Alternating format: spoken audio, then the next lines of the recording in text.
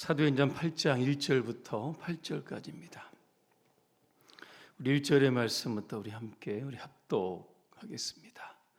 사울은 그가 죽임당함을 마땅히 여기더라. 그날에 예루살렘에 있는 교회에 큰 박해가 있어 사도 외에는 다 유대와 사마리아 모든 땅으로 흩어지니라. 경건한 사람들이 스데반을 장사하고 위하여 크게 울더라. 사울이 교회를 잔멸할새 각 집에 들어가 남녀를 끌어다가 옥에 넘기니라. 흩어진 사람들이 두루 다니며 복음의 말씀을 전할새 빌립이 사마리아 성에 내려가 그리스도를 백성에게 전파하니 무리가 빌립의 말도 듣고 행하는 표적도 보고 한 마음으로 그가 하는 말을 따르더라. 많은 사람에게 붙었던 더러운 귀신들이 크게 소리를 지르며 나가고 또 많은 중풍병자와 못 걷는 사람이 나으니 그 성에 큰 기쁨이 있더라. 아멘.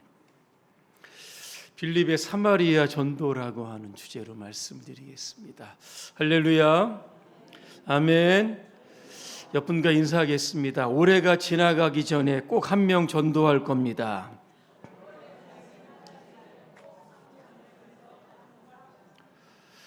가다가 끊어지고 그죠? 오늘 여러분 한 명씩 전도하시면 오늘 자리가 어떻게 될까요?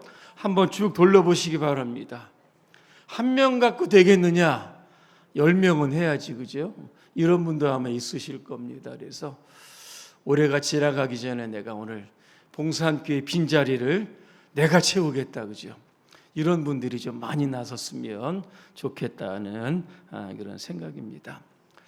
지난 시간에 이 스데반의 순교에 관해서 말씀을 드렸습니다. 스데반은 초대교회 7 집사 중에 하나였습니다. 근데 그는 예수님을 가장 많이 닮았습니다.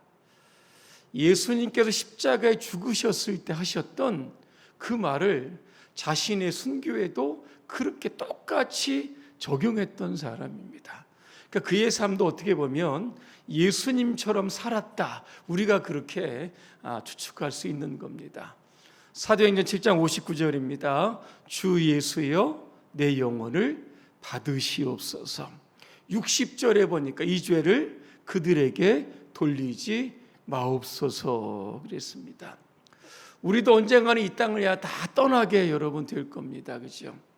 이런저런 구체한 이야기보다 오늘 스데반처럼 우리의 영혼의 주인이신 하나님께 우리의 영혼을 여러분 의탁하시기를 바랍니다. 하나님 보좌 우편에 계신 예수 그리스도를 소망하며 눈을 감는 것, 이 땅에서 진정한 죽음의 복인 줄로 오늘 믿습니다. 오늘은 이 빌립 집사님이 나옵니다. 이분도 초대교회의 7 집사 중에 하나입니다.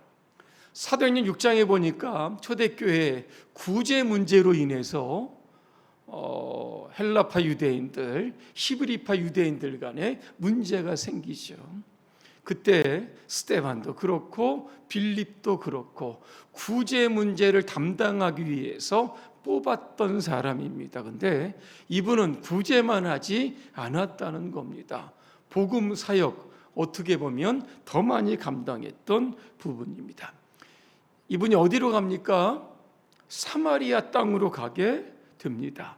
왜 사마리아 땅으로 가게 됐을까? 오늘 보니까 스데반의 순교 직후 예루살렘에 뭐가 일어납니까? 큰 박해가 일어났다. 오늘 사울이 누굽니까? 나중에 이름이 뭘로 바뀌죠? 바울로 바뀝니다. 여러분 사울이 바울이 되기 전까지 보니까요 그리스도를 어마어마하게 박해했고 성도들을 옥에 쳐넣었던 인물이 바로 여러분이 사울이라고 하는 인물입니다. 이런 박해 때문에 예루살렘에 있었던 성도들 사도회에는 모두가 다 흩어지게 되었다는 겁니다. 근데 오늘 빌립이요 사마리아 땅으로 갑니다. 그 당시 유대인의 정서와는 이게 맞지 않는 겁니다. 왜냐하면 유대인과 사마리아 사람은 서로 상종하지 않았습니다. BC 722년이죠. 북이스라엘의 수도였던 사마리아가 아수르라고 하는 제국에 의해서 멸망당합니다. 그때 아수르는 사마리아 땅의 반란을 막기 위해서 이방인들을 사마리아 땅으로 대거 이주를 시키는 겁니다. 강제 결혼을 시키고 또 이방인의 문화를 그들과 막 혼합적으로 섞이게 만들었던 겁니다. 자, 그러다 보니까 북이스라엘 사마리아 사람도 여러분 유대인 아닙니까? 혼혈되다 보니까 마치 유대인들이 남쪽에 사는 유대인들이 보기에는 북쪽에 사는 사마리아 사람들 정통 유대인이 아니라 이방인이다, 이렇게 취급을 했기 때문에 서로 간에는 상종도 하지 않았다는 겁니다. 남쪽 유다도 여러분 멸망합니다. 그죠? 587년입니다. 바벨론에 70년의 포로를 살았지만 나름대로의 유대인의 정통성을 여러분 지켰다라고 하는 겁니다. 우리는 포로기 바벨론 땅에서도 우리가 믿음을 지켰는데 너희들은 뭐냐, 그죠? 이렇게 이야기하면서 서로 간에 좀 대적이 있었고 상종하지 않았다라고 하는 겁니다. 또 하나 종교적으로 약간 다른 면이 있습니다.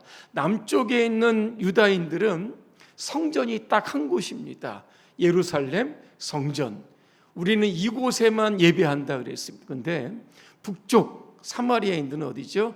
그리심산, 여기에 그죠? 성지다, 그렇게 성전을 세우고 예배하게 되었다는 겁니다. 예배 장소가 틀림으로 인해서 또 이것이 또 어떤 교리적인 또 문제가 되었다라고 하는 겁니다. 이로 인해 서로 간에 서로 마찰과 갈등이 있었고 서로 원수처럼 지냅니다. 자, 그러면 남쪽에 있는 사람들이 저 북쪽에 있는 갈릴리로 휴가를 가게 됩니다. 어떻게 가야 됩니까? 곧장 올라가면 되는데 어디로 돌아갑니까?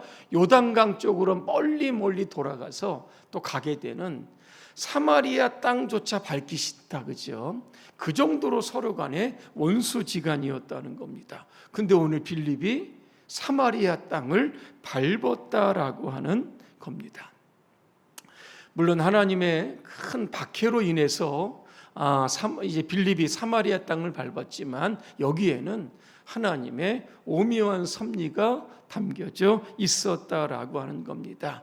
세상적인 눈으로 볼 때에는 큰 박해였지만 하나님의 의도적인 계획 가운데 복음이 예루살렘에 머물러 있었는데 이 복음을 밖으로 꺼내기 위한 하나님의 계획과 작품이었다라고 하는 것을 우리가 알게 여러분 되는 겁니다. 예수님 승천하시기 직전에 사도행전 1장 8절의 말씀을 주십니다. 여러분 잘 아시죠? 오직 성령이 너희에게 임하시면 너희가 권능을 받고 예루살렘과 유대와 그다음 뭐죠? 사마리아입니다. 그 다음에 땅끝이죠. 여기까지 나간 내 증인이 되라고 분명하게 말씀하셨죠. 근데 스데반의 순교 직전까지는 어떻습니까? 예루살렘 떠나지 여러분 않았습니다. 떠나라고 얘기하는데도 떠나지 않으시니까 하나님께서 극단적인 처방, 큰 박해를 통해서 예루살렘 안에 있는 성도를 흩어지게 하셨다라고 하는 겁니다. 그래서 오늘 빌립이 8장 5절에 보니까 사마리아 땅으로 가서 복음을 전하게 됩니다. 백성들이 얼마나 기뻐하든지, 그죠? 그때의 모습을 우리가 보게 여러분 되는 겁니다. 자, 그래서 우리가 여러분 이 빌립이 사마리아 땅으로 간다라고 하는 것은 어떤 의미가 있을까라고 하는 겁니다. 오늘도 우리가 전도 대상자를 이렇게 정할 때가 여러분 있습니다. 그죠?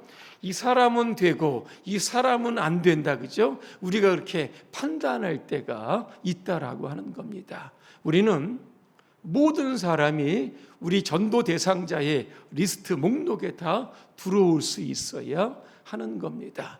그 사람이 나와 원수지간일지라도 주님께서 그를 위하여 죽으셨고 십자가를 지셨다라고 하는 그러한 생각을 갖게 되면 그 영혼도 구원받아야 할 하나님의 백성이 분명하다라고 하는 사실입니다.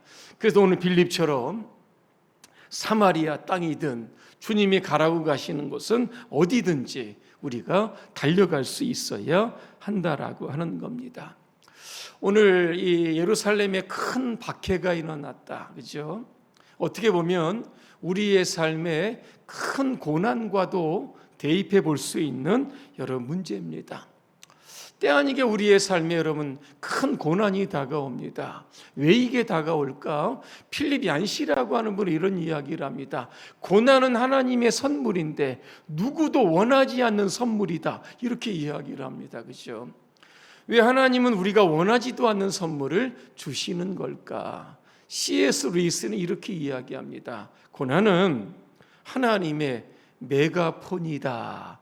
메가폰 아시죠? 고난을 통해서만 하나님께서 우리에게 주시고자 하는 메시지가 있다라고 하는 겁니다. 여러분 고도원이라고 하는 아침 편지를 쓰는 그런 분이 있습니다. 이분이 이런 이야기를 합니다. 나를 글쟁이로 만든 것은 바로 고난의 경험이었다 이렇게 이야기합니다. 정호승이라고 하는 시인도 이런 이야기를 합니다. 시는 슬플 때 쓰는 거다. 슬프지 않을 때 시를 써본 적이 없다. 그죠? 이런 이야기를 하고 있습니다. 존 모년도 여러분 철로 역정 어디에서 썼습니까? 감옥에 있을 때 여러분 썼다라고 하는 겁니다. 깊은 고난에서 여러분 명시가 나오고 명곡이 나오고 불후의 명작이 나온다라고 하는 겁니다. 뭡니까? 고난을 통해서만 하나님께서 우리에게 유익을 주신다는 겁니다. 성 어거스틴 여러분 아시죠? 하나님의 도성이라고 하는 책을 썼는데 그는 이 책에서 이런 이야기를 합니다. 모든 사람이 무슨 고난을 당하는지는 하나도 중요하지 않다. 어떤 자세로 고난을 당하는 자가 나에 따라서 결과가 달라지고 고난의 의미도 달라진다.